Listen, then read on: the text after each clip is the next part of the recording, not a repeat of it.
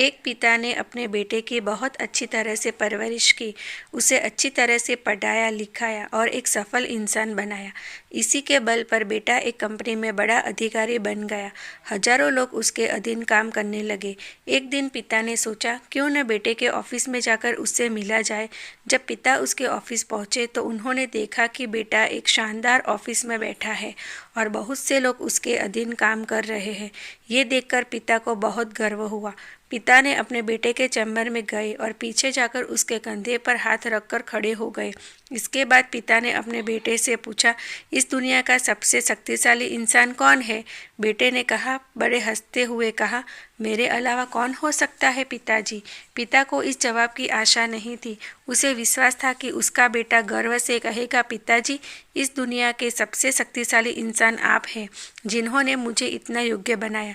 बेटे का जवाब सुनकर पिता की आंखें भर आई। वो चैम्बर के गेट को खोलकर बाहर निकलने लगे। उन्होंने एक बार पूछे मुड़कर पुनः बेटे से पूछा, एक बार फिर बताओ, इस दुनिया का सबसे शक्तिशाली इंसान कौन है? पुत्र ने इस बार कहा, पिताजी, आप हैं इस दुनिया से के सबसे शक्तिशाली इंसान। पिता के सुनकर आश्चर्यचकित हो गए।